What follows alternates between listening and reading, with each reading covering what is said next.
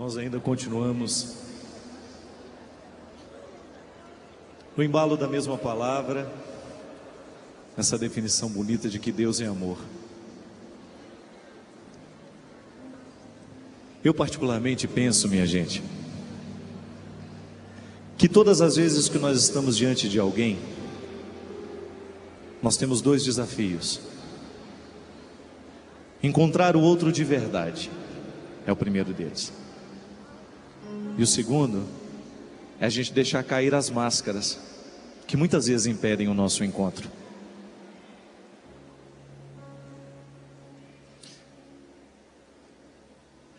Conhecer a Deus, chegar ao que Ele é o grande desafio.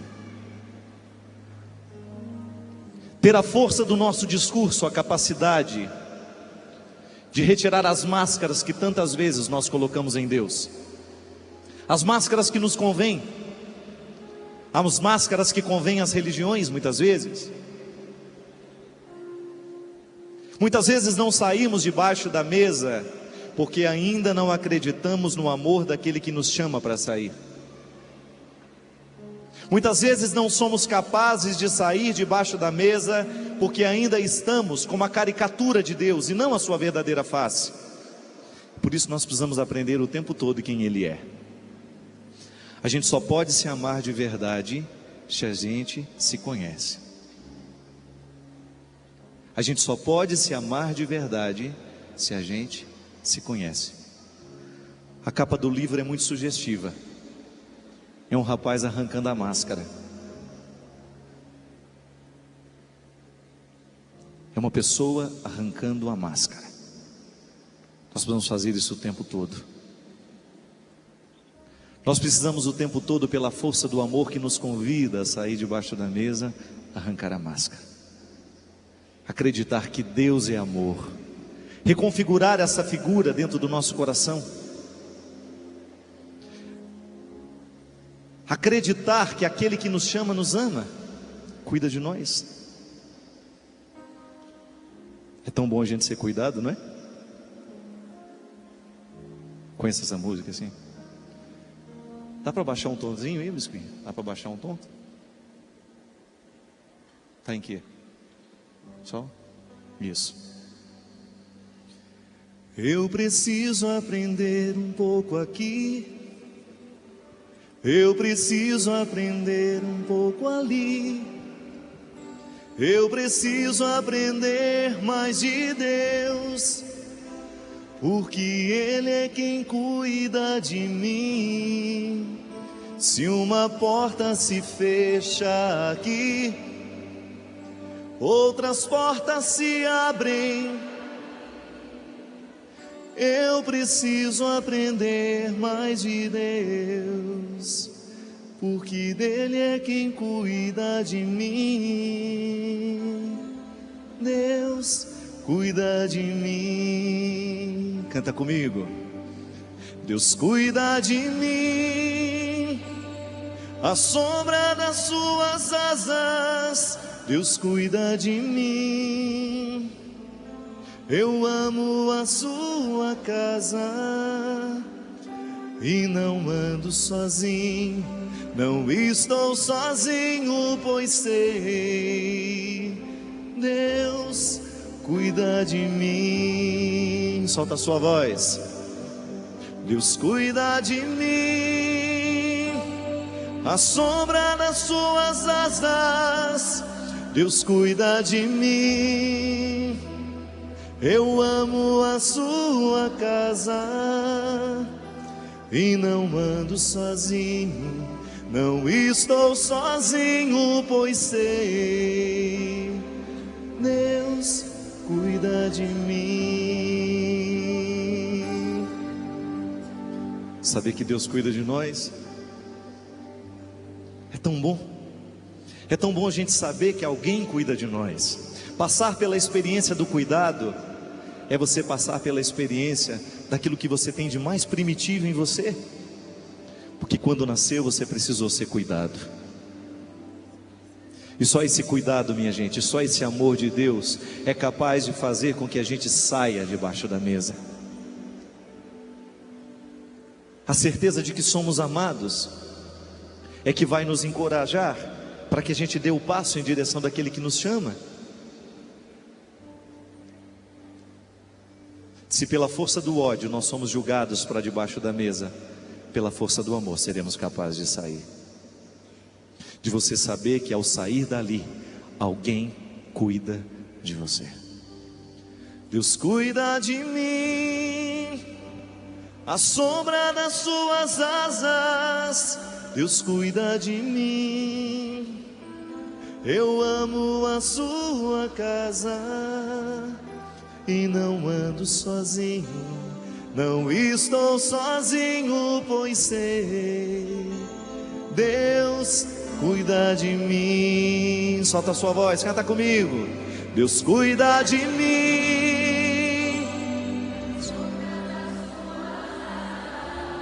Deus cuida de mim, eu amo a sua casa e não ando sozinho, não estou sozinho, pois sei, Deus cuida de mim.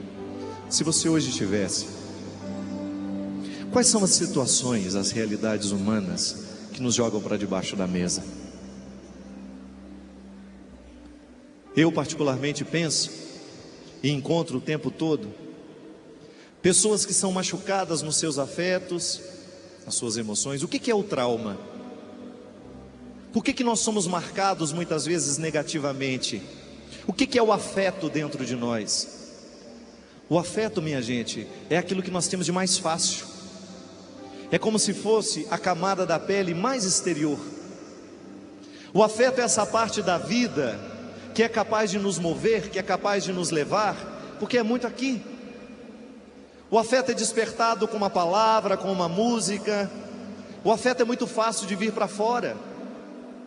E quando nós falamos de afeto, nós falamos de tudo aquilo que é próprio do humano, de sentir raiva, alegria. E o afeto é uma forma de memória. Assim como você se recorda das equações de álgebra. Mentira, ninguém lembra disso, né? Assim como você se... Vamos falar uma coisa mais simples. Assim como você se recorda das equações matemáticas, das mais simples, ficaram registradas na sua memória, na sua razão. Você articula aquilo que você sabe sobre uma determinada situação. Mas é interessante que no paralelo dessa informação racional, você tem as suas informações afetivas. As suas informações afetivas, elas dão notícias sobre você. Basta que de alguma forma a gente toque nessa informação afetiva e você fica inteiramente para fora. Não é assim? Se você se recorda, se você escuta uma música que há 10 anos atrás marcou a sua vida, o sorriso vem no rosto na hora que toca a música, porque ela puxa dentro de você alguma coisa. Puxa dentro de você. É impressionante o quanto que a nossa memória afetiva tem poder sobre nós. A razão, essa memória racional de nós recordarmos das informações, isso tem um poder muito grande sobre nós, mas a memória afetiva tem um poder muito grande também. É a partir dela que nós nos movemos. É a partir dela que você rejeita uma pessoa que você nunca viu na vida. Como é que você pode não gostar daquela pessoa se você acabou de encontrar com ela? Ah, não sei. Acho que é a maneira que ela cospe. Não fui com jeito, não gostei dela não. Não topei ela não. Não é assim que a gente fala lá em Minas? Por que é que você não gosta de uma pessoa que você acabou de ver? Você não tem razões de inteligência, você não tem. Porque o que é a razão de inteligência para eu não gostar de alguém? Aquilo que eu já sei sobre ela, aquilo que ela falou, aquilo que eu vi, aquilo que ela me fez. Isso é razão, que você tem dados, informações. Mas como é que você pode não gostar de uma pessoa que acabou de chegar na sua vida? Você encontrou com ela e já não foi com a cara dela. Memória afetiva. Ela deve ter alguma coisa de você mesmo que você não gosta em você. Ou ela deve ter alguma coisa do seu pai que você não gosta nele, ou ela deve ter alguma coisa daquele seu irmão que você não gosta, ela deve ter alguma coisa da sua mãe que lhe recorda, mas sobretudo, a memória afetiva, ela tem o poder de nos mostrar a nós mesmos no outro. Você olha para o outro e vê você. E aí? Da mesma forma como você pode gostar de alguém sem nunca ter tido nada. Encontrou, meu Deus, mas como que eu gostei dessa pessoa? Eu fiquei com vontade de ficar perto dela. Memória afetiva. São os cordões interiores nos ligando, são os cordões interiores nos costurando. Gente, Jesus o tempo todo utilizava-se desta capacidade de ser amável, porque ele tinha isso tudo muito consciente nele. Jesus era um homem muito consciente das suas capacidades. Ele trazia a pessoa para ele, ela não tinha vontade de ir embora, a ponto do discípulo dizer: Senhor, aonde eu iria, se só tu tens palavra de vida eterna?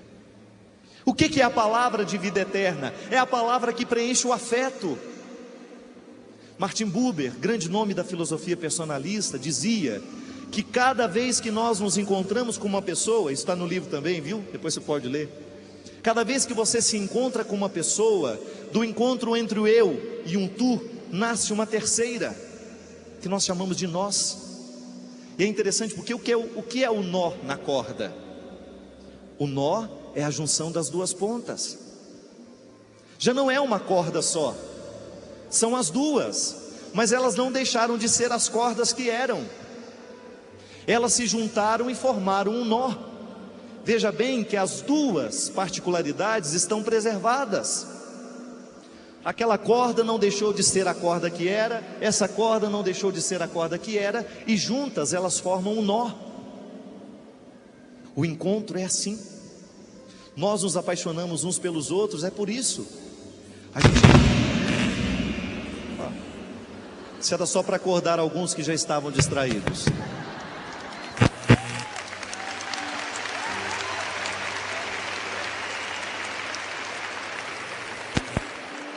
Sabe o que é? É que a Salete estava próxima do microfone e o neném dela está chutando muito ultimamente.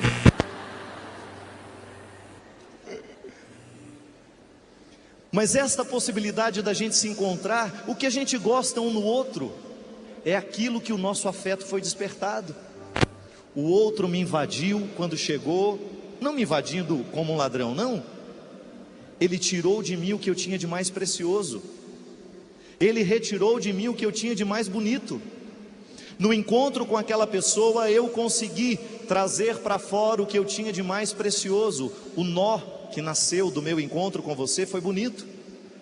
Aí nós explicamos a simpatia.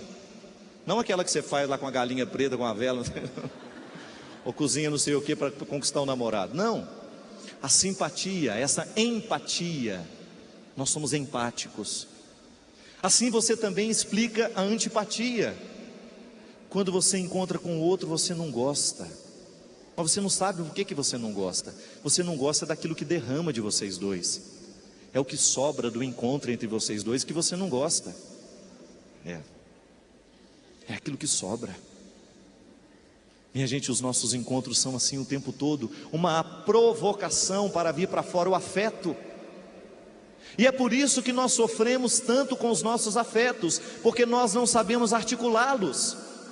Nós não temos consciência muitas vezes de como eles se dão dentro de nós. Nós não temos o cuidado com o afeto, nós não temos o cuidado de fazer aquela higiene mental todos os dias, ou então aquilo que nós podemos chamar de digestão emocional. Quando a gente come uma coisa que nos faz mal, a minha mãe fala que eu estou com digestão. A indigestão, o que é a indigestão? O que é, dona Ana? Conta para nós. É a comida que não fez bem. É a comida que não fez bem. Do encontro também nasce a indigestão emocional, que é aquele momento em que você foi invadido por uma coisa ruim que o outro provocou dentro de você. E aí o que você faz com aquilo? Duas possibilidades: ou você joga no lixo e conserta aquilo dentro de você para que você se prepare para enfrentar os momentos em que você vai ter contato com esse lado ruim, ou você se transforma em escravo daquele lixo que vai ficar dentro de você. E aí nós vamos sendo traumatizados pela vida, nós vamos sendo traumatizados com aqueles encontros desastrosos, de pessoas que um dia provocaram aquilo que a gente tinha de pior e nós aceitamos, nós registramos dentro de nós o que o outro nos despertou de pior. Quando é que esses traumas acontecem, minha gente? Quando a gente é traído. Quem já foi aqui traído alguma vez na vida, levante a mão. Se você não foi, meu filho, prepare-se, porque a traição é igual um consórcio, um dia você será contemplado.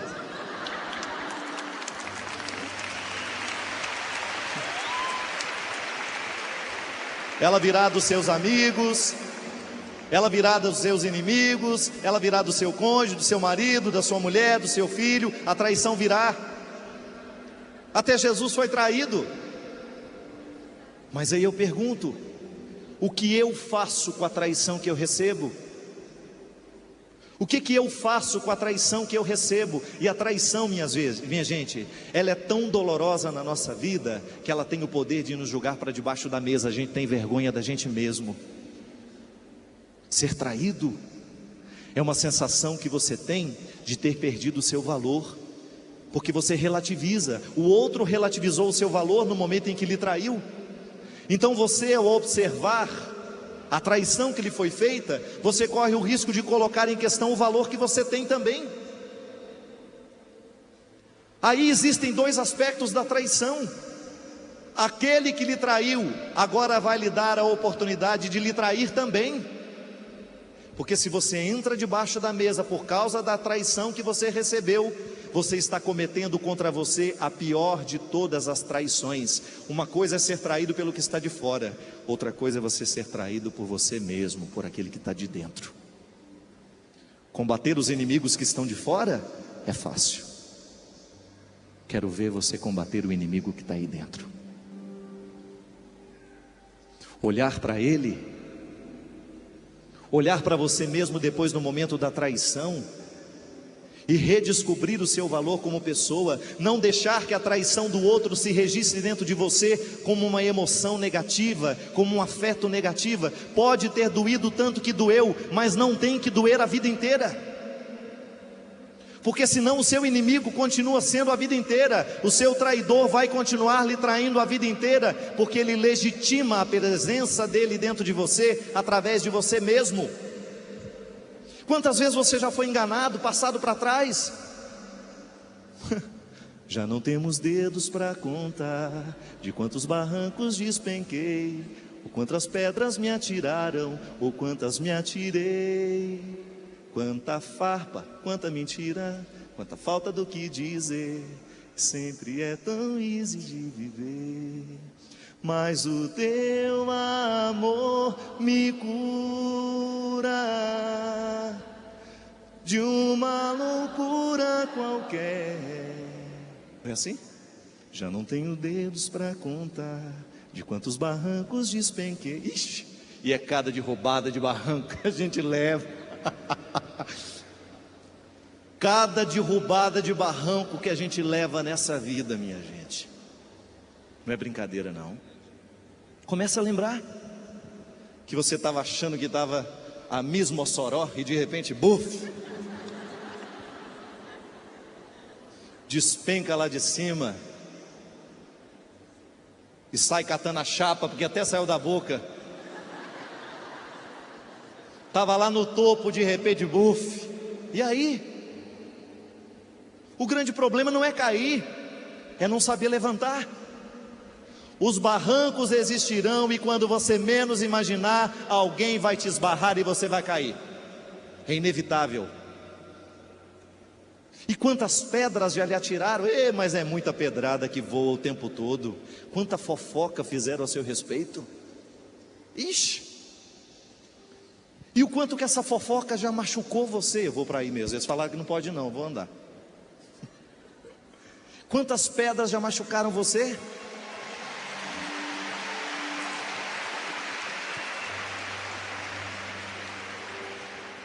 Recebi uma advertência no intervalo.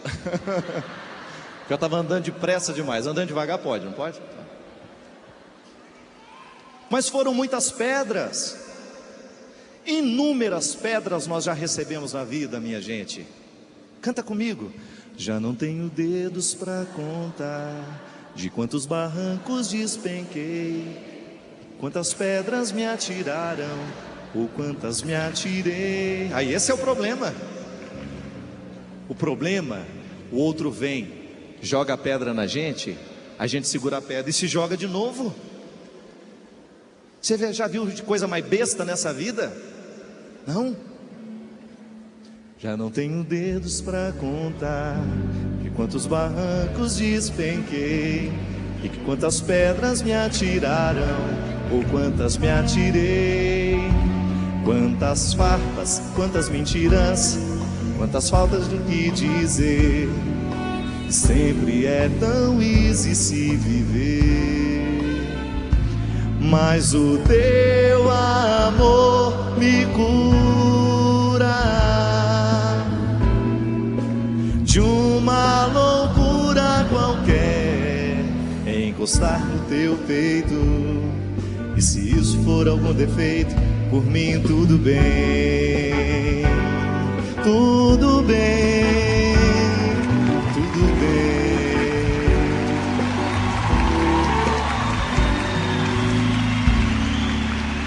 Aí, o problema não está no outro que nos joga a pedra. O problema está em nós recolhermos a pedra que o outro nos jogou e ficar se julgando o tempo todo. Pode observar, minha gente, quantas vezes os seus afetos lhe traem, a sua emoção lhe aprisiona, lhe joga para debaixo da mesa, porque você não é capaz de jogar a pedra fora. Quem já recebeu um cheque sem fundo aqui?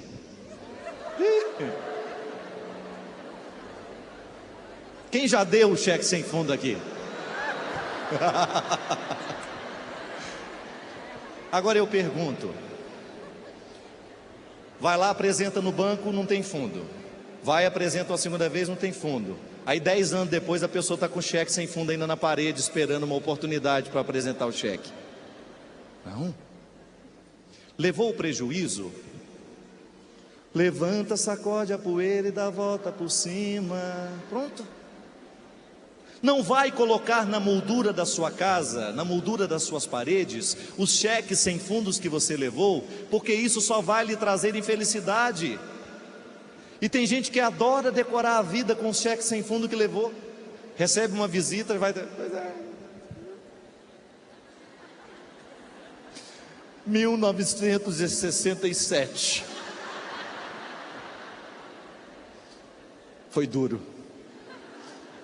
1970. Não resolve. A melhor coisa que tem é você jogar fora. Jogou a pedra, joga fora a pedra. Não permita que o seu agressor continue lhe agredindo pela força da sua mão. Isso é muito interessante e triste de saber, gente. As maiores agressões que nós sofremos, somos nós mesmos que permitimos, porque você é o porteiro da sua casa, você abre a porta para quem você quiser, é você que faz a sentinela.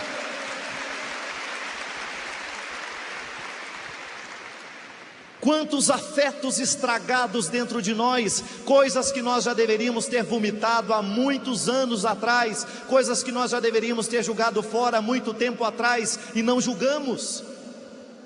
A gente vai guardando, e quanto mais guarda, mais feia a pessoa vai ficando, e ela nem abre a boca para falar. Eu tenho uma mágoa, padre, que não tem nada nesse mundo que tira de mim. Então morra com a sua mágoa, que ela vai te matar, você pode ter certeza disso. Pode ter certeza disso. Minha gente, no momento em que o seu coração se ocupa do ódio, esqueça, você não será capaz de amar ninguém, porque o coração não consegue se ocupar de amor e ódio ao mesmo tempo, não.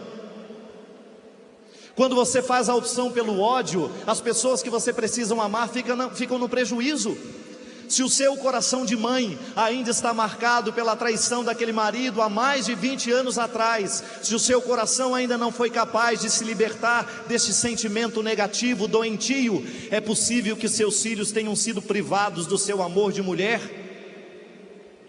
É possível que o seu filho tenha recebido somente os restos do seu amor, porque o tempo todo você se ocupou de odiar o marido, e geralmente quem odeia muito o marido vai ter muita dificuldade de amar os filhos, porque na hora em que está ocupando o coração com o ódio que tem pelo marido, ela não será capaz de amar o seu filho. Isso acontece.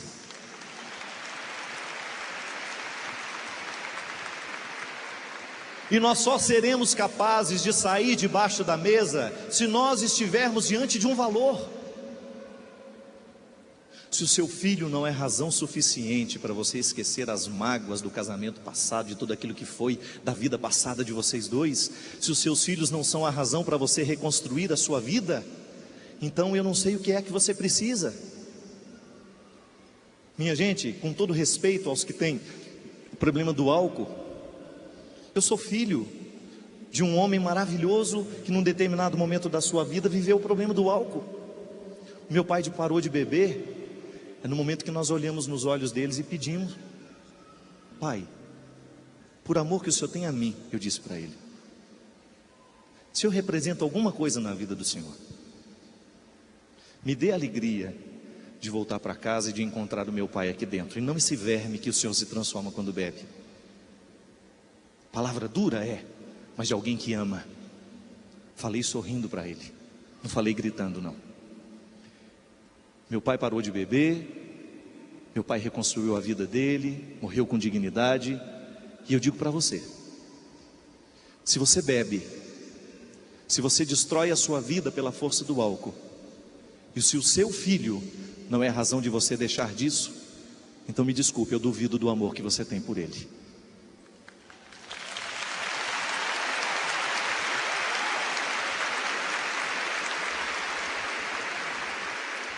Mas a minha dúvida não é tanto problema para você não.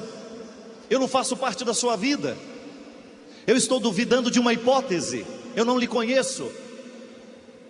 Se eu duvido do amor que você tem pelo seu filho, isso não lhe causa nenhum problema. Por uma razão muito simples: eu não faço parte da sua vida, eu não entro na sua casa, você não me enxerga todos os dias.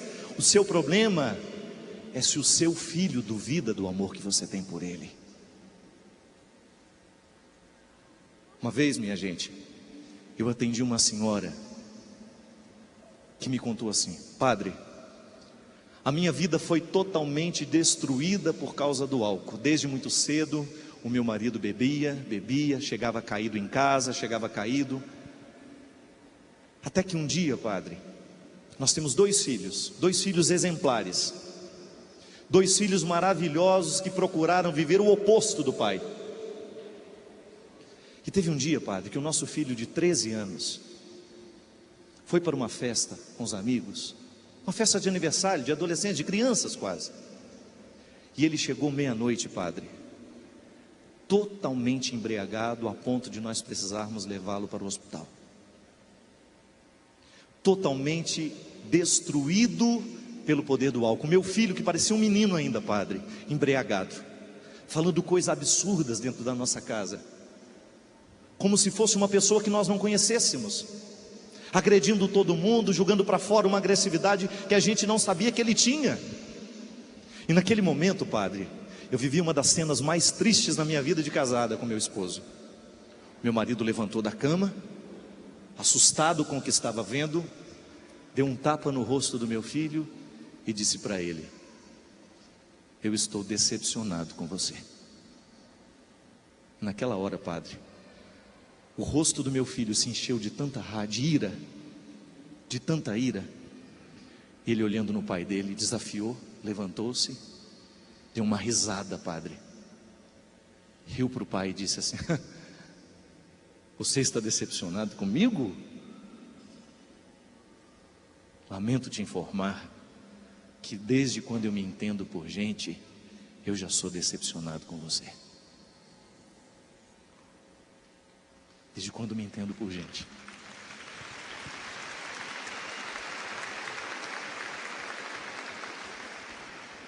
Esse é o poder do álcool, minha gente, sequestrando os nossos pais das nossas casas.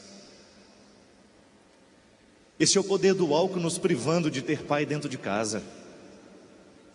Porque aquele que já viu o pai caído na sarjeta, aquele que já viu o pai espancando a mãe pela força do álcool, sabe muito bem que cativeiro terrível é esse do nosso lado.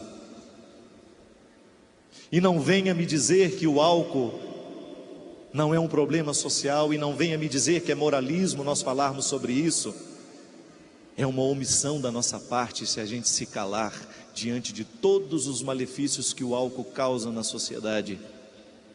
Quando socialmente nós começamos a beber, quando socialmente nós nos matamos, quando socialmente nós nos destruímos, nós nos engaiolamos. Ah, padre, nós bebemos socialmente, e socialmente a gente vai se destruindo. E socialmente a gente se mata nos semáforos, como em João Pessoa. Aquela família que foi dizimada porque um rapaz embriagado se sentiu no direito de ultrapassar os sinais vermelhos. É o sequestro. É a sociedade nos sequestrando, nos entorpecendo, nos fazendo acreditar que o vício é um lugar comum e que todos nós podemos ficar lá sem nenhum problema. É o sequestro, é o álcool levando embora nossos pais, nossas mães. Quantas mulheres hoje enfrentam o problema do álcool, minha gente? Conheci outro dia uma menina também em João Pessoa, que enfrenta o alcoolismo do pai e da mãe. Dá pena. Olha no rosto daquela menina, é uma tristeza tão profunda, tão profunda, tão profunda, porque não tem vontade de voltar para casa. A qualquer hora que chega corre o risco de encontrar os dois embriagados. É órfã. Antes da morte do corpo, é órfã, porque o sequestro da subjetividade já aconteceu ali. Os pais estão no cativeiro da dependência, e as famílias vão ficando infelizes lentamente, e nós vamos cultivando isso dentro da nossa casa. As pessoas vão sendo roubadas delas mesmas. É o vício levando seu filho embora. Quantos de nós, minha gente, os nossos filhos estão sendo colocados na sepultura antes mesmo de morrerem? Os nossos sequestradores estão viciando os nossos filhos e estão enterrando-os em vida. Tem uma casa aqui que eu gostaria de ler para vocês. O quarto era sombrio. A vida de quem o habitava também não parecia um espaço humano. Não insinuava vida, estímulo para a felicidade. Recordava-me os lugares reservados para colocar os nossos esquecimentos, coisas que não necessitam estar à vista, depósito de objetos sem utilidade. E a mulher me disse: este é o quarto do meu filho. Revelou-me com voz embargada, cheia de tristeza, aquela mulher nem jovem nem velha. Na confissão quase envergonhada de que aquele lugar estranho era o lugar da casa reservada ao seu filho, a mulher parecia pedir socorro, como se estivesse contado ter descoberto o lugar do cativeiro do filho sequestrado. Não era um cativeiro longe dos seus olhos. Não era como nas histórias clássicas de sequestro, em que os sequestradores escolhem um lugar distante para manter a vítima em estado de rendição. Era dentro da própria casa que os sequestradores mantinham o seu filho amado em condições inumanas. Olhou-me com indignação, como se quisesse justificar-se de permitir aquele absurdo. Meu filho dorme aqui, padre, repetia com tristeza. Parecia querer acreditar em motivos desconhecidos, estranhos à razão humana, que pudessem justificar a escolha de seu menino. As drogas o sequestraram. Vítima da dependência química, aquele menino dotado de inteligência rara entregou-se aos absurdos maus tratos que os entorpecentes causam na vida humana. O vício chegou de mansinho, assim como tudo na vida. Um cigarro hoje, uma cerveja amanhã, Drogas mais leves no início, depois as mais pesadas, e aos poucos, bem aos poucos, os sequestradores foram assumindo o controle de sua vida. Violência, roubos, tudo que antes era inimaginável na vida do menino tornou-se real. A droga o fez assumir uma personalidade estranha, alheia, porque provocou nele o esquecimento de quem ele era. Sequestradores costumam fazer isso com seus sequestrados. Meu pai voltou à vida no dia em que eu olhei nos olhos dele e disse: você é meu pai. Você não tem o direito de esquecer que você é meu pai. Recorda-te de quem és. E quem sabe, no momento em que você se recorda de quem você é, você descobre uma razão para recomeçar. Olha para aqueles que você ama. Olha para aqueles que lhe querem bem. E se isso não for razão suficiente para que a sua vida seja modificada, para que você abandone o que lhe mata, então você terá que esperar cair do céu a razão. Não, razões de mudança despertam é na vida, é na pedra. É aqui neste momento em que eu tenho que descobrir a razão para continuar vivo aqui. Quantas vezes nós somos julgados para debaixo da mesa por causa da morte? Perdemos alguém que nos é precioso. Gente, no momento em que alguém morre na nossa vida, é como se nós fôssemos julgados para debaixo da mesa. É um sequestro. É o acontecimento nos sequestrando das nossas possibilidades. A gente só será capaz de refazer a vida depois da morte de alguém importante é se nós olharmos para quem ficou vivo. Não é verdade? Você já perdeu um filho, sabe disso? Você só será capaz de continuar a sua vida. Você só será capaz de continuar a sua história se você olhar para os que ficaram. E você descobrir que ainda existe uma razão para sair dali. Nós não podemos ficar reféns, sequestrados das nossas tristezas. Não. Eu não posso permitir que a minha tristeza se transforme em depressão, porque hoje é assim, né? Qualquer tristezinha os médicos mandam a gente tomar remédio. A gente é daquele tempo que comia um pedaço de queijo com goiabada e ficava tudo ótimo. Já comia chorando, já acabava rindo. Começava comendo chorando e terminava rindo. Minha gente, a vida se apresenta para nós às vezes de forma tão trágica. Mas e aí? Como é que você reage? Vai permitir que o trauma se instale dentro de você? Ou você vai transformar a vida? Você vai transformar o acontecimento em fonte de aprendizado? Olha a Patrícia está aqui. Aquele telefonema que mudou minha vida, criatura. A família toda num estado total de desespero, porque a pequena Gabi tinha sido morta. Padre Fábio me deu uma resposta. Por que a minha filha foi embora tão cedo, padre? Eu não soube dizer. E ainda não disse para a Patrícia por que foi.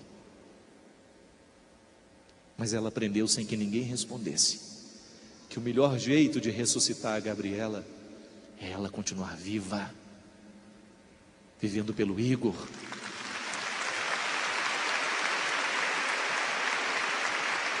Vivendo pelo esposo. Olha para os que ficaram.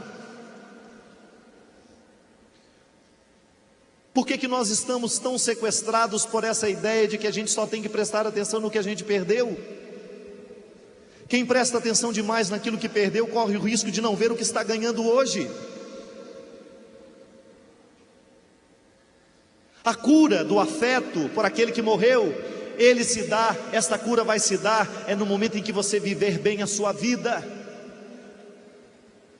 Nós não podemos transformar a morte num episódio pior do que já é. A morte já tem os seus traumas e sobra traumas quando ela nos toca. Mas nós inventamos alguns mais. Nós arrumamos alguns a mais. Não, deixe que a vida aconteça, minha gente. O melhor jeito é deixar que morra.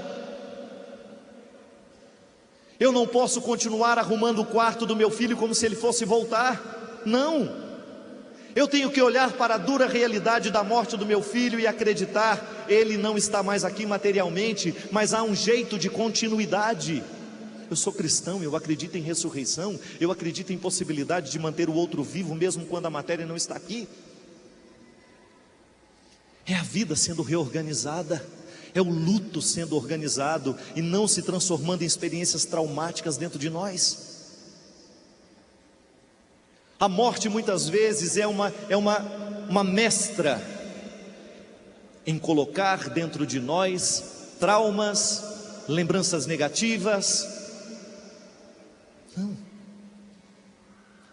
ela já é pesada por natureza. Transforme-a. Ah, padre, eu não dou conta. Então não vai dar conta mesmo, porque essa frase é a pior frase que nós podemos ouvir na vida. Eu não dou conta. Adoro velório, gente. Velório é o lugar que você escuta as maiores bobagens da vida. Ninguém está acreditando em nada daquilo que está falando, mas está falando. Sem contar os curiosos, né, que nem sabe quem é o morto. Vai às duas, vão chegando perto. Olha de fundo. É, comadre Geraldo, eu não conhecia não, você conhecia? Não estou lembrada mesmo. Ela só para ver quem era o defunto. Ainda vai, procura os familiares. Não, gente, não sei. Chegou a hora dele, né? E aí a gente vai fazendo daquela experiência um trauma ainda pior. E na hora de enterrar sempre tem uns 2, 3 que querem ir junto. Ah, joga! Dá um empurrãozinho para ver se ela vai mesmo. Quero ir junto! Joga a pessoa para ver se ela vai. É a hora de você parar. Está lá colocando o defunto no negócio, a outra está gritando que quer. É a hora de... Então tá bom, gente, espera aí, pode entrar. Quero ver como é que ela vai fazer. O que ela vai falar? Não.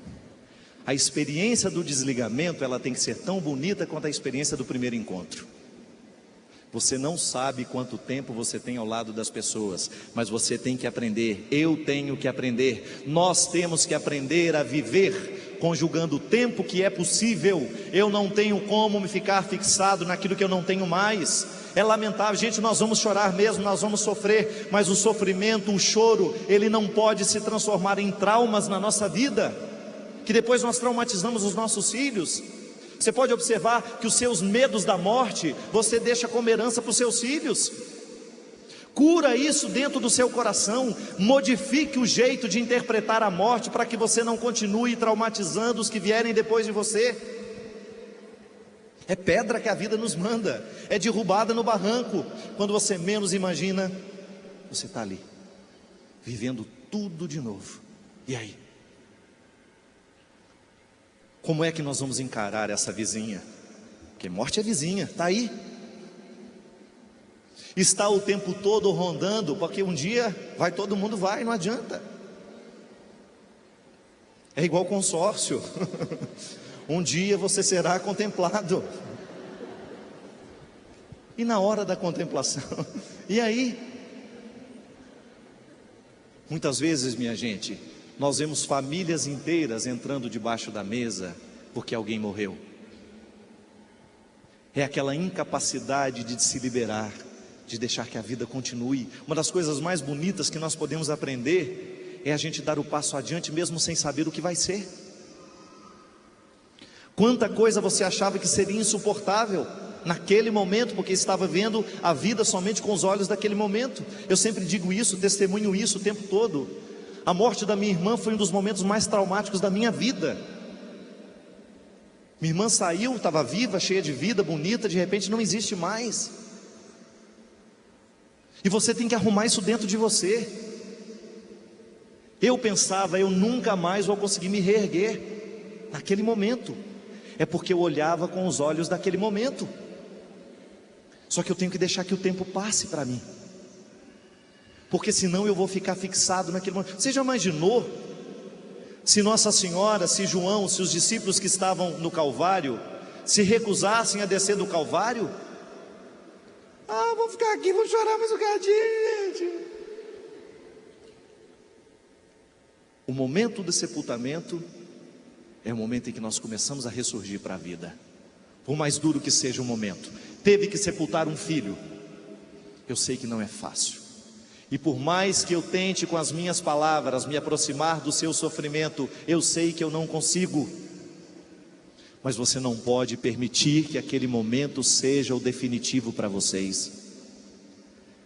Depois do sepultamento do filho, é necessário organizar o luto, porque senão nós vamos morrer, nós vamos perder a oportunidade de viver a ressurreição por ele. É sair da mesa, é deixar que esse sentimento ruim venha a ser modificado por outro. É interessante isso, minha gente. Nós somos curados, essa afetividade que está toda à flor da pele, isso que você sente o tempo todo em você, isso aí é curado à medida em que você substitui o que você pensa sobre o fato. Uma ideia boa substitui uma ideia ruim, e a pessoa é curada. Pode observar, nós precisamos muitas vezes substituir a ideia ruim por uma ideia boa, um pensamento ruim por um pensamento bom, e o afeto você transforma aqui dentro, e a repercussão é na sua vida afetiva. Por isso que no momento do sofrimento agudo, a gente fica meio burro, a gente não consegue refletir,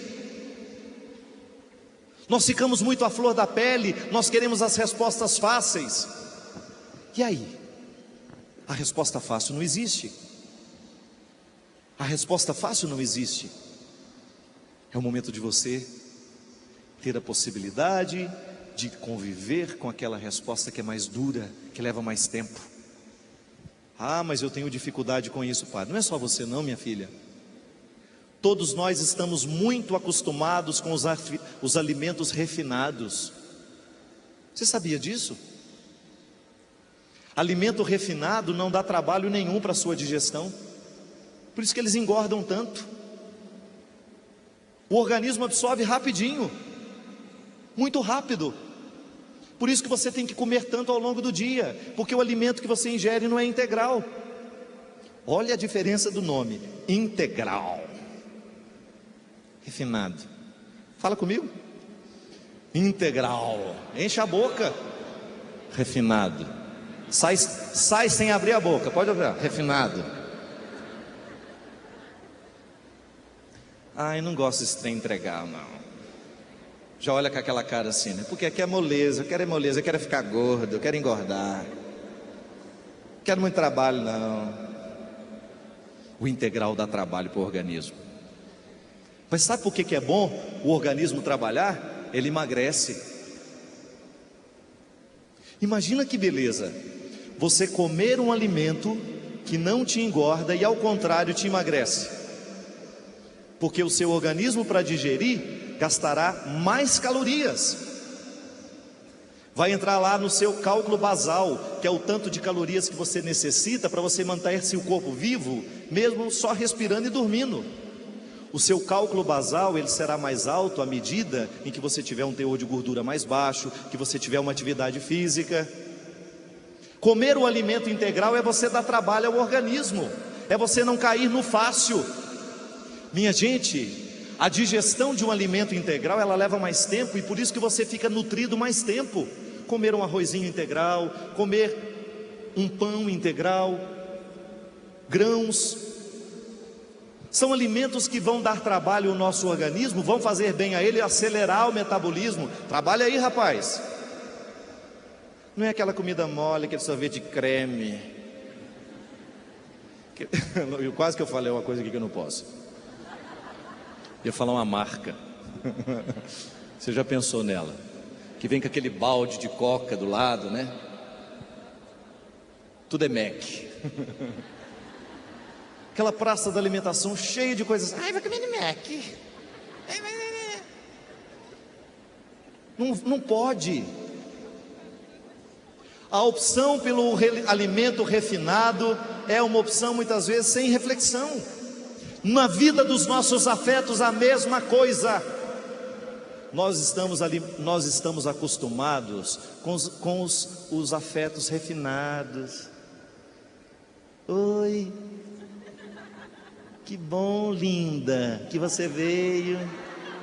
Assim, aquela pessoa fina, mais fina que uma agulha de insulina. Mas ela não é amiga de ninguém, ela chama todo mundo de linda. Oi, querida, que bom que você veio. A pessoa muito refinada. Aí na hora que acontece, na hora que vem para ela um acontecimento integral, ela não sabe nem chorar. Pode observar. Muitas vezes nós corremos atrás da vida refinada, do alimento refinado, fácil, a paquerinha fácil. Gente, eu fico assustado de ver o tanto que o negócio hoje é rápido. A digestão é na hora. Baft, buft, buft. Pronto. Não troca nem o telefone depois. Imagina você, uma pessoa que começa essa vida refinada aos 14 anos de idade, quando ela tiver 20. Quantas pessoas terão passado pela vida dela de maneira rápida? E o que ela fez com tanto sentimento? Porque não é possível que essa história de só beijar na boca não fique nada um no outro. Sempre fica aquele negócio. Isso aqui vai me ligar? Aí a sua amiga pergunta: ele ligou? Eu não, queria que também que ele ligasse. Mentira, estava louca que ele ligasse. Não é? O afeto muito refinado não dá trabalho não. Agora, minha filha, você que é mãe, você sabe o que é afeto integral. Duro de digerir, aguentar esse marido.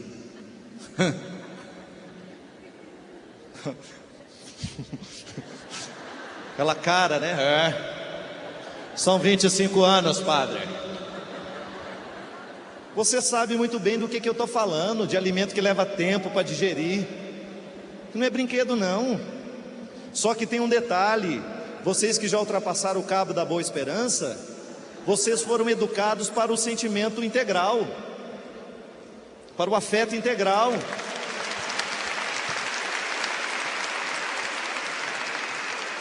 A sua filha não aguenta nem um terço do que você aguentou.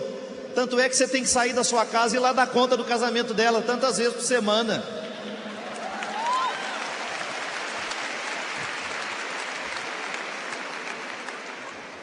O seu filho corre o risco de não dar conta nem da metade do que você deu conta, porque ele está ingerindo o tempo todo sentimentos e afetos, ele está se alimentando de sentimentos muito refinados, muito rapidinho.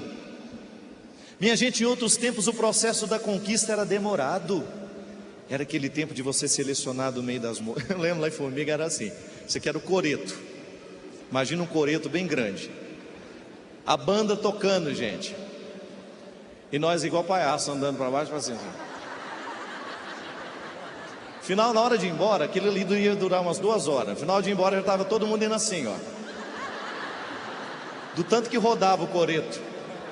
Era a busca do amor, era a dança do acasalamento. Aí nós ficava, e na hora que passava a menininha que agradava a gente um pouquinho, a gente fazia aquela carinha para ela. Gente, essa rodinha no coreto às vezes demorava 2 meses para a gente ter coragem de parar a menina. Estou mentindo não, e olha que eu não sou tão velho assim não. Às vezes levavam 2 meses para a gente ter coragem de parar a menina para perguntar o nome dela. Se vocês já sabiam o nome dela, já podia passar mais 2 meses rodando. Já era um grande acontecimento. Era difícil o negócio. Eu me lembro, as minhas irmãs tinham que chegar em casa 10 horas da noite. Outro dia fui convidado para uma festa que começava 00:30. Tá assim. Agora eu pergunto para vocês: por que nós estamos tão estragados nos nossos afetos? Por que nós estamos tão danificados nos nossos afetos? Por que nós estamos tão sequestrados nos nossos afetos? Por que que há tantas marcas? Gente, às vezes você pega uma menina de 16, 17 anos, ela já tem tanta marca negativa no coração dela, que uma mulher de 35 às vezes ainda não tem, porque está tudo muito cedo, muito rápido. Numa época em que se deveria estar sentando no colo do pai, já está sentando no colo do namorado. E o sequestrador leva, sabe por quê? Porque faltou guarita na entrada. Faltou guarita na entrada. Não temos o direito de abrir mão da responsabilidade de educar os filhos que Deus nos deu. Não temos que abrir mão.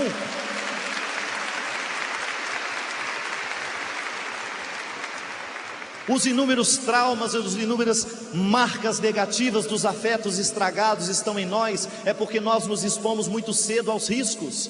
Uma menina de 16 anos não está preparada para tudo aquilo que ela enfrenta, minha gente. E o grande problema é que vai criando uma desilusão. O mito do amor romântico que eu trato aqui no livro é uma das socializações mais terríveis, culturais que nós temos, que é aquela idealização do homem perfeito, da mulher perfeita. Porque nesse tempo muito rápido, você vai ficar o tempo todo querendo o príncipe encantado. Sai todos os dias e todos os dias tem um príncipe, só que você vira abóbora depois da meia-noite. A desilusão vai aumentando. Pode observar. Eu sempre digo, né? Aos 15 anos a menina espera que o príncipe venha montado num cavalo branco. Loiro, olhos azuis, forte, não tem frieiras. Aos 18 anos, admite-se a possibilidade que o príncipe tem um furúnculo. Aos 22, o cavalo não precisa ser tão branco assim também, né? É exagero, né? Aos 28, se vier de cavalo, né? Não precisa ser um cavalo assim.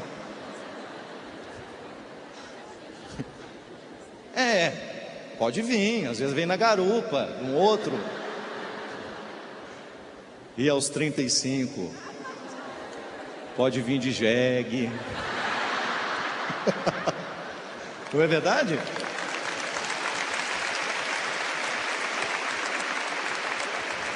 Baixa a bola. Para com isso, o príncipe encantado não existe. Existe aquele rapaz que trabalha lá no supermercado, que vai entregar uma compra para você, de repente você olha para ele, opa! Você viu uma menina, uma colega minha de academia, bem novinha ela, né? Ela virou e falou assim para mim: nossa, padre, eu estou numa raiva. O que foi? Eu estava atravessando a rua, aí veio um rapaz de moto, ele viu que eu ia atravessar, ele deu um arranco na moto, ele estava parado, deu um arranco na moto, eu voltei. Aí ele sorriu para mim e eu fiquei brava, né? Aí eu fui de novo, ele deu um arranco de novo. Na hora que eu fui e ele deu um arranco, aí eu cismei e passei. Só que eu assustei tanto que eu deixei cair tudo no chão. Meus cadernos, meus livros. E você acredita que aquele ordinário veio me ajudar a catar? E eu já imaginando a cena romântica na minha cabeça, eu já vendo com os outros olhos, né? E aí eu virei e falei assim: nossa, que legal. E aí, o que você falou para ele? Eu mandei lá merda. E ele foi. Não sei, ele saiu bravo também, porque eu gritei com ele. Assim: Mirela, você sabia que você pode ter perdido o homem da sua vida? Por que você está falando isso? Não sei. Qualquer que seja a oportunidade, você tem que olhar bem nos olhos dele, porque pode ser que ele vai chegar vestido de um jeito que você não espera, falando coisas que você não esperaria que ele estivesse falando. Que o amor da sua vida, ele pode até existir, mas ele vai chegar quando você menos imaginar. Porque quando você imagina muito, você constrói pessoas que não existem. E quando você constrói pessoas que não existem, você não enxerga as que existem.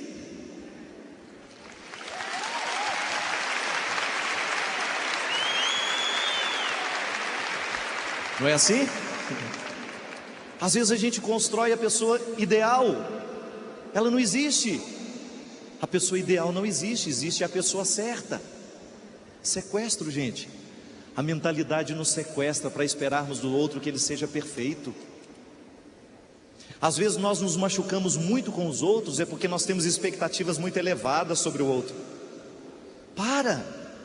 Olha para ele como ele é. Olha para ele como ele é. Se você fica imaginando demais, você corre o risco de não enxergar. É um sequestro da subjetividade terrível nos dias de hoje, a idealização das pessoas. Eu não me casei com o homem que eu encontrei, padre. Eu me casei com o homem que eu imaginei e descobri 3 anos depois.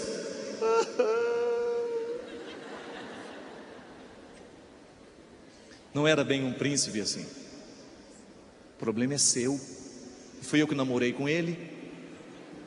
O problema é seu que não olhou devagar para ele. Pior que depois a gente é que tem que resolver. Ela arruma confusão, eu que tenho que resolver. Olha devagar para as pessoas que você encontra. Fernando Pessoa, eu até trago um dos versos dele aqui, que acho fantástico. Nós não temos, muitas vezes, um dia eu acho aqui, quando nós somos encontrados por pessoas que nos imaginam, elas pecam 2 vezes contra nós. Ou porque elas nos imaginam piores do que somos, ou porque elas nos imaginam melhores do que somos. E nenhum dos dois é bom estar. É jaula, é gaiola. Cada vez que na sua vida você é colocado dentro de uma gaiola, alguém que imaginou que você fosse pior, ou alguém imaginou que você fosse melhor, é ruim, é sequestro. E registra dentro de nós uma falsidade, porque você tem medo de contar a verdade. E Fernando Pessoa dizia: fiz de mim o que não soube, e o que poderia fazer de mim, não fiz. O dominó que vesti era errado. Conheceram-me logo por quem eu não era, e não desmenti, e me perdi. Quando quis tirar a máscara, estava pregada na cara.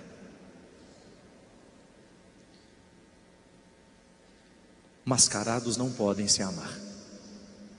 Lembra daqueles bailes de máscaras que tinha no carnaval? Oh, abre alas que eu quero passar. Tempo que carnaval tinha serpentina, né? Aqueles negócios, né? Aqueles canalvinhos, né? Oh, abre alas que eu quero passar. Já viu mãe dançando? Sempre assim, ó. Elas dobram os bracinhos assim, ó. É no tempo que o carnaval era dançado igual mãe. Todo mundo dançava do mesmo jeitinho assim, ó. Põe a sua mãe para dançar para você ver. Você vai morrer de vergonha. Leva ela para o seu baile de formatura para você ver, na hora que ela tiver tomado umas 2 champanhes, como é que ela vai ficar soltinha. Ela vai querer dançar belisquete. Nem existe mais. Ela vai mandar um recado para o rapaz tocar um belisquete para ela dançar. Mas é assim. No baile de máscaras ninguém pode se apaixonar um pelo outro, porque você não está vendo o outro. Você está vendo a máscara. E o outro não é a máscara. O outro não é apenas aquilo que você enxerga. O outro é muito mais. O outro é muito mais do que os seus olhos podem ver. É muito mais do que os seus olhos podem ver. E aí, minha gente, quantas vezes você entrou debaixo da mesa porque você não teve coragem de desmentir o que os outros acharam? E quantas vezes você perdeu um tempo precioso da sua vida debaixo dessa mesa porque você optou pela falsidade? Você não teve coragem de assumir quem você era. Você não teve coragem de dizer não àquilo que precisava ser dito não. Você não teve coragem de assumir a sua identidade. E o outro ficou imaginando você, e de repente você era o fruto de uma imaginação. Não pode. Não pode. O outro tem que gostar de você como você é. Se ele não gosta, que ele vá embora ou que volte mais tarde, depois que aprendeu. Você não é obrigado a se transformar num personagem. E não se desespere, sempre tem um chinelinho velho esperando pelo outro.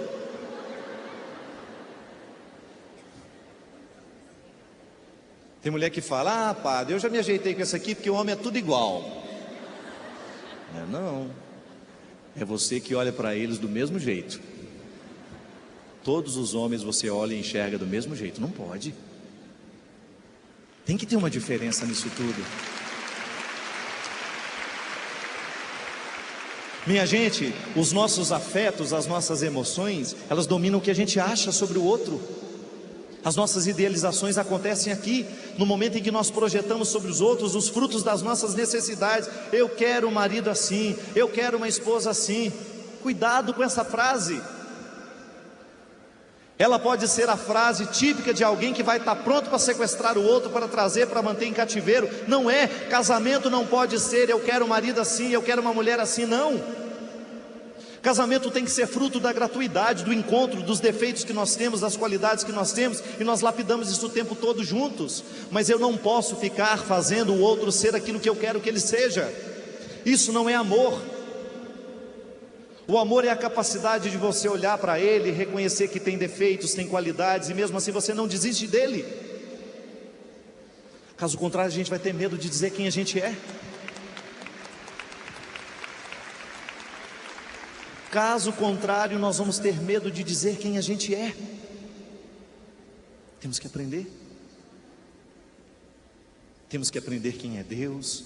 Temos que aprender quem somos nós. Tanta coisa a ser aprendida, gente. E debaixo da mesa não é lugar de aprendizado, não. Tem que sair logo. Se a gente precisa aprender sobre Deus, nós também precisamos aprender sobre nós. Qual é o seu mecanismo? Como é que você age? Como é que você sente? Como é que você controla os seus afetos? Como é que você faz com tudo isso que você é aí? Antes de você entrar na minha vida, de se decidir por mim, por minha história, haverá de ter clareza, de saber bem quem eu sou, para depois não me dizer ter se enganado. Eu não posso ser o que você quiser. Sou bem mais do que os seus olhos podem ver. Se quiser seguir comigo, eu lhe estendo a mão, mas não pode um só momento se esquecer. Sou consagrado ao meu Senhor, solo sagrado eu sei que sou, vida que o céu sacramentou, marcas do eterno estão em mim. Antes do seu amor chegar, um outro amor já me encontrou e me envolveu com tanta luz que já não posso me esquecer. Se mesmo assim quiser ficar, seja bem-vindo ao meu lugar, a este coração que resolveu plantar-se inteiro em Deus e hoje não quer mais se aprisionar. Muita gente acha que eu fiz essa música para uma mulher que estava dando em cima de mim, não. Essa música eu fiz para uma mulher que testemunhou para mim uma situação que marcou profundamente o meu coração. Talvez uma das razões do passado que me levou a escrever esse livro. Um dia ela me ligou e me disse assim: padre, meu marido me bateu tanto que eu vou ter que ficar no mínimo uns 10 dias sem sair de casa, de tão roxa, de tão machucada que eu estou. Eu fiquei tão indignado com aquilo, minha gente, porque se tem uma coisa que eu verdadeiramente abomino nessa vida, é a agressão que vocês mulheres sofrem, que já chega às que não atingem o corpo. E eu disse para ela: minha filha, cada vez que o seu marido ousar levantar o braço contra você, Pede para Ele tirar as sandálias dos pés, porque você é um território santo. Pede para Ele. Olhe nos olhos desse homem e diga a Ele quem você é. Olhe para Ele e diga para Ele que você não é terreno baldio para Ele fazer o que Ele quer, não. Não é? E muitas vezes, minha gente, na busca desenfreada pelo amor refinado, rápido, nós permitimos que o outro faça o que quer com a gente. E o que sobra de você? O que sobrou de você desses muitos relacionamentos que você viveu, que foram desastrosos, que machucaram profundamente você, porque o outro entrou na sua vida como se você fosse qualquer uma, como se você fosse qualquer um, e você não é qualquer um, você não é qualquer uma. O que você fez daquele afeto? Um conselho eu lhe dou: joga fora. Joga fora para que ninguém mais perceba que aí dentro existe um lixo, para encorajar a jogar lixo também. Porque às vezes o outro joga o lixo em nós, é porque a gente demonstra que tem lixo dentro.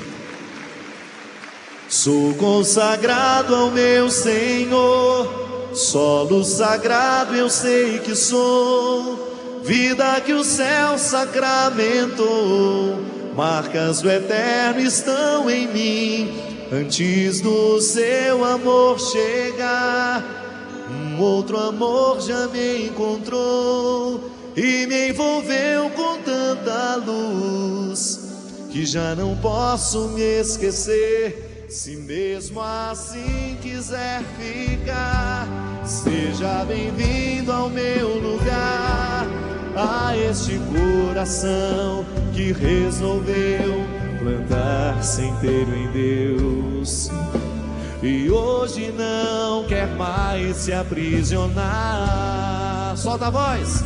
Sou consagrado ao meu Senhor, solo sagrado eu sei que sou, vida que o céu sacramentou, marcas do eterno estão em mim. Seu amor chega, outro amor já me encontrou e me envolveu com tanta luz que já não posso me esquecer. Se mesmo assim quiser ficar, seja bem-vindo ao meu lugar, a este coração que resolveu plantar centeiro em Deus e hoje não quer mais. Põe a mão nesse coração aí. Quantas vezes esse coração já se deixou aprisionar? Quantas vezes esse coração aceitou a máscara que o outro colocou nele? Quantas vezes você se subjugou, viveu a condição de território baldio, terreno sem dono, e o outro olhando para você assim, achando que você era terreno baldio mesmo, se encorajou para julgar em você tudo que não prestava nele. Você não é obrigado a levar isso para a sua vida fora. Renuncie. Há relacionamentos lá do seu passado, há muitos anos, você nem encontra mais, mas as raízes estão aí dentro. Ainda provoca afeto ruim dentro de você quando você se recorda. Expulse. Renuncie em nome de Jesus todos os afetos que lhe machucaram, todos os afetos que lhe desequilibraram, que lhe desordenaram, todas as palavras que foram grosseiras, todas as palavras que lhe machucaram, todos os relacionamentos que foram fragilizadores. Hoje Deus olha para cada um de nós e quer nos entregar uma chave para abrir o quarto sombrio em que nós escondemos a nossa alma. Sou consagrado ao meu Senhor, vida que o céu sacramentou, marcas do eterno estão em mim. Antes do seu amor chegar, outro amor já me encontrou e me envolveu com tanta luz que e já não posso me esquecer. Se mesmo assim quiser ficar, seja bem-vindo ao meu lugar, a este coração que resolveu plantar-se inteiro em Deus e hoje não quer mais. Faça um sinal na testa de quem está do lado e diga assim: seja livre, porque Deus te fez para a liberdade. Não permita que o outro lhe aprisione, não permita que o outro lhe escravize, não permita que o outro lhe sequestre. A esse coração que resolveu plantar-se inteiro em Deus. Braços para cima. Quem fica amarrado é cachorro, não é? Você não nasceu para viver amarrado. Proclame essa liberdade do Senhor. Filho do céu é para ser homem e mulher livre. E hoje não quer mais se aprisionar.